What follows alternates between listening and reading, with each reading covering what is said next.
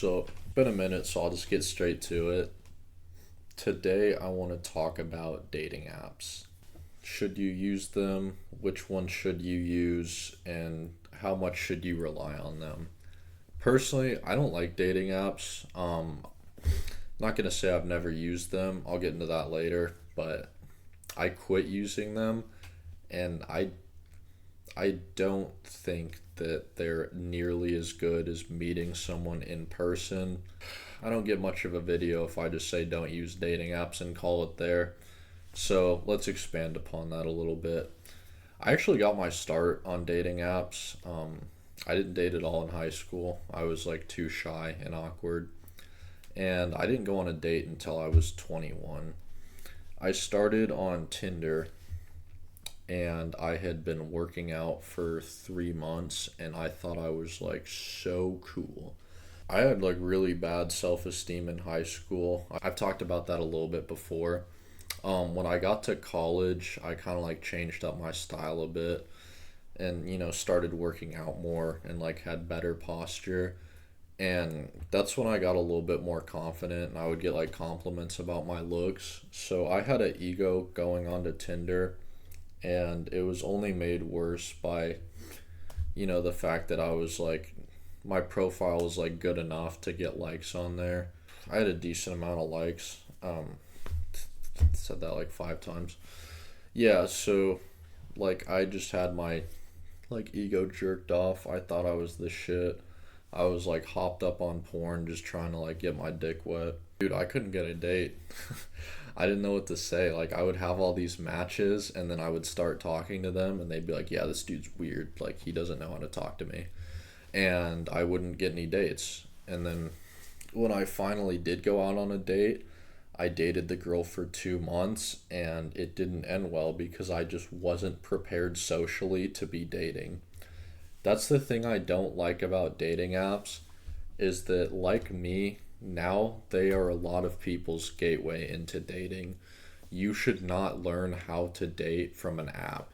Like, your first relationship or sexual experience or whatever should come from high school. Wait, should just come like naturally. Like, maybe you get a girlfriend in high school, maybe you meet someone in college, but like meeting someone is the best way to go. I actually saw someone post about this the other day that like if you start a relationship from a dating app or in person, it shouldn't really make a difference. And I think that that's true to an extent. There's like some crazy statistic for like how many relationships are started on dating apps now. I think it was way more than 50% when it comes to like Gen Z and millennial age groups. So if someone meets their partner on a dating app, am I going to tell them like their relationship doesn't count? Like, no, that's stupid. But I think there is a very fundamental difference between meeting someone in an app and meeting like someone in person.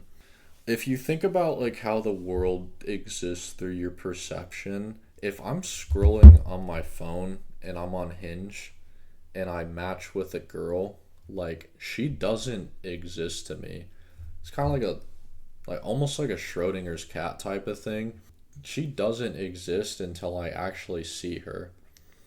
To me, like I see, her picture on Hinge, I see her prompts, I see all this shit, but I haven't actually met her as opposed to meeting someone in person and getting to know them.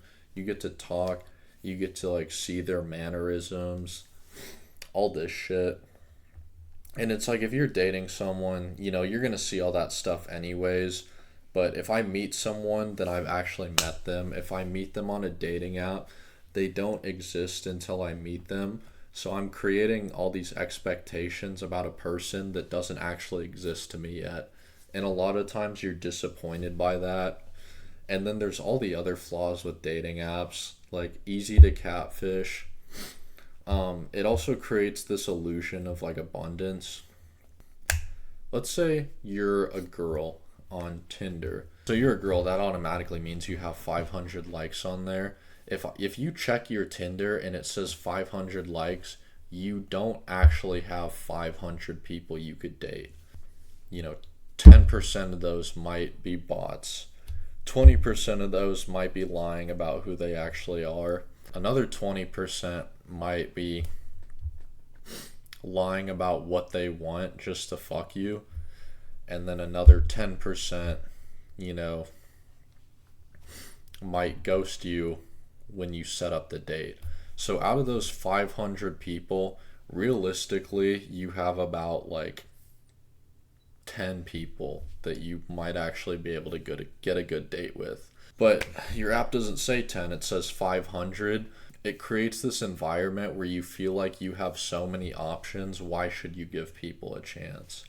This isn't to say that you should just give anyone a chance or not have standards for yourself. You should absolutely have some non-negotiables if you want to be in a relationship or whatever.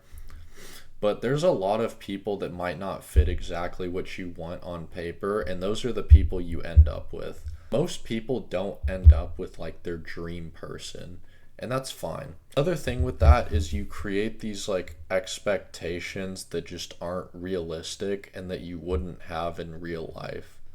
Like, there's the whole heightflation thing.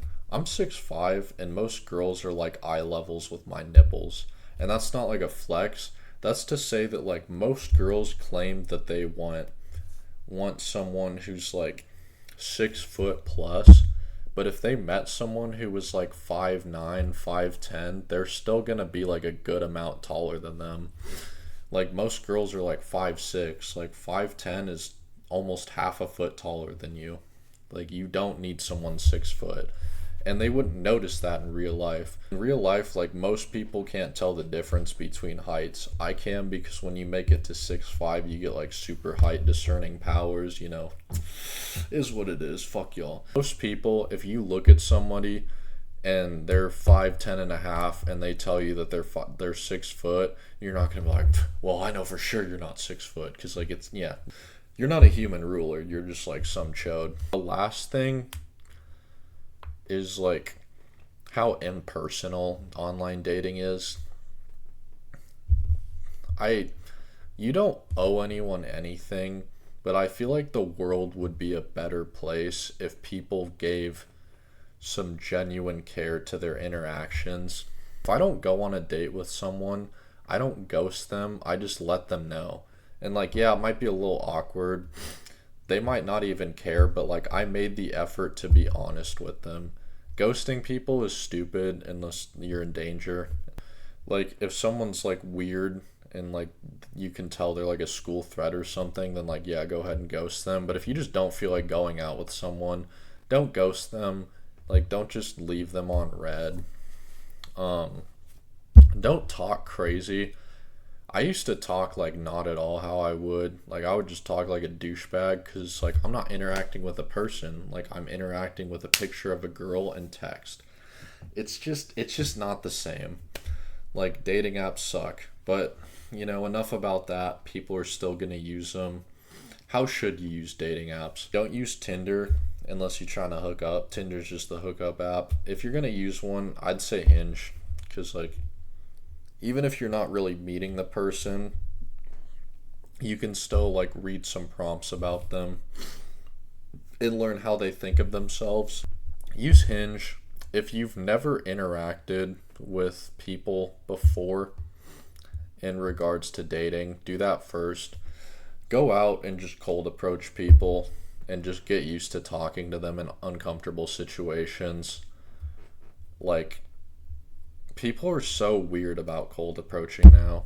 Like they think that like mostly dudes think that if they like cold approach women, they're gonna be lynched or something. People have become more antisocial for sure. There's definitely situations where like you shouldn't cold approach, or if you do, like you might be called creepy or whatever. But most of the time, if you're a guy and you go up to a girl in public and you just like introduce yourself and say, you know, like, hey, I saw you, I wanted to talk to you, like, you know, have a conversation and ask them out. they're like nothing bad's gonna happen. Maybe they're not single. Maybe they don't want to date you. Rarely ever will you like get someone who's like, "Ew, I'm reporting you." Like that's not gonna happen, dude. Like this is some incel behavior, incel like red pill behavior. Like, if you're not attractive and you approach a woman, you will get arrested for sexual harassment. The world isn't fair. You're not an anime villain, bro. Like, just approach people. Learn to approach people, and then if you want to use dating apps to expedite the process, um, go ahead and give Hinge a try. It's not horrible. Don't talk to too many people. When I started using it, I would see people say like, "Yeah, you should just like as many girls as possible or like swipe as many girls as possible on Tinder just so you have matches and options. Like otherwise it'll be too slow." Like, dude, who cares if it's too slow? If you're using like Hinge, just think of it as a resource and like maybe you'll get a match every once in a while. It shouldn't be any more to you than that. Yeah, just don't use like strategies or whatever. Like, dating shouldn't fucking be a game, you know? Uh, like, yeah, there's definitely ways where you can improve your chances of getting a date. There's definitely things you can say, things you can do. But if you're not being yourself, then it's not gonna work anyways. Like, if you act like yourself and maybe aren't as. Don't act like a fucking douchebag. Like, yeah, it might be harder to get some dates, but like, you'll at least get dates with the people that actually like you for you. I feel like apps are just impersonal, but if you want to use them, I would just use Hinge. Good to be back. See ya.